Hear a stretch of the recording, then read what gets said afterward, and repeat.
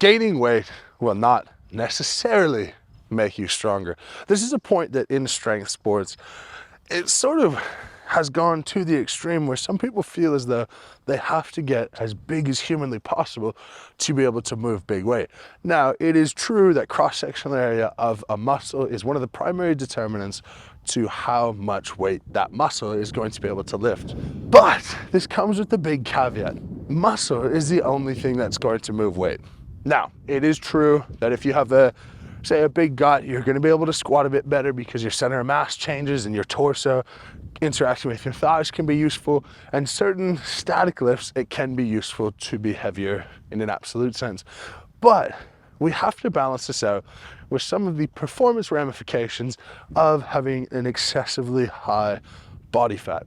These performance ramifications are, you're going to be relatively less powerful. So you're going to have to be not a little bit more statically strong, but much more statically strong. Other performance ramifications that your endurance is going to suffer. And so you're going to have a harder time recovering from set to set, harder time recovering from higher rep work, and a harder time doing high rep work to begin with. So the question becomes, well, how big should you get? And that's really a difficult individual question. Hey guys, gonna take a quick break from the video. I've just released a weight loss PDF. I haven't always been this size, and frankly, I know how it feels to not be happy with how you look. And frankly, most of us in some way are looking to improve the way we look when we exercise. If you wanna lose a few pounds, go ahead and check the link in the description. If we're trying to put on quality size, how exactly do we do that? Well, there's two ways that you can do it. And one is from a systemic approach where there's acute spikes in certain hormones as we train. And when you train heavy and heavy compound lifts, spikes in growth hormone, testosterone in males and females will help you put on quality size. That's how I went from 220 pounds marathon running to 270 pounds when I started strongman. That was purely from systemic effects. The other is more of mechanical tension of the muscle, and that's going to be your higher volume training. Now, having a base level of fitness is going to be important because that's going to keep you lean. When I'm walking here, the fitter I am, the greater proportion of fat I burn relative to muscle, which is why people who are very fit will rarely have high body fat percentages. It's not just because they burn so much energy when they're training, but it's also because their body turns itself into a fat burning machine. So you can see I'm a little bit out of breath here, and the more out of breath I am, the more that's indicating to me that my body is actually going to burn carbs, not fat, because I'm not efficient enough to move my body and burn fat. And that's just a natural consequence of being a heavyweight strongman. But if we have high volume training, you're going to maintain a level of fitness, you're going to have a high volume of work that burns calories and allows you to put on lean tissue. You're going to break down muscle fibers, so then you eat protein and you are able to get yourself bigger that way. Now, the biggest question when people talk about getting bigger, changing body composition, is what should I eat and how much should I eat? And there's really, to me, two guiding principles that should give you a good indication. One is your calories per day. Now, worry substantially less about how much you're eating, and I just want you to track that. And when you track that, the reflection of if you're eating enough or if you're eating too much is going to come from the scale. Okay, 3,500 calories per pound of body weight. Okay, that doesn't change. So, regardless, if the scale goes up a pound, you ate 3,500 too many calories. If it goes down a pound, you were down 3,500 calories from your baseline. The second important variable when it comes to what you should eat is your protein intake.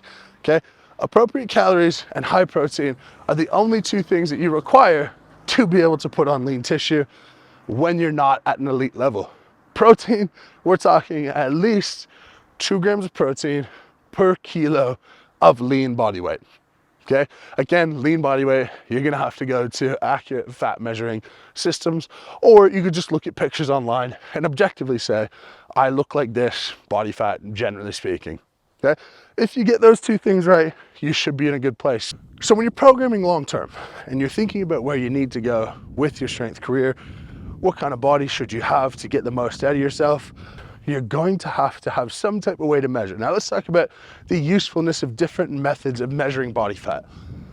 The lowest quality is those ones that are just a couple of metal pads under your feet, or a couple of things that you hold when they send an electrical impulse to your body called BIA. And BIA is relatively less accurate because it depends on the principle that there is different tissues in your body that hold different amounts of water.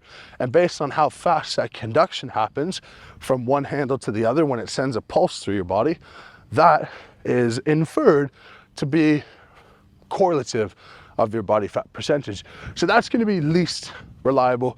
Next, we're talking about body fat calipers. And body fat calipers basically will just take different points on you, try to pinch the fat, and try to then do a calculation to determine what your body fat is. And this can be really useful, but it requires someone who really knows what they're doing. The bullshit of this test is that my legs are much leaner than my torso. Let's see. See some quads, and he's 100% correct. But but what we're going to see here is that the overall balance. Oh, stop.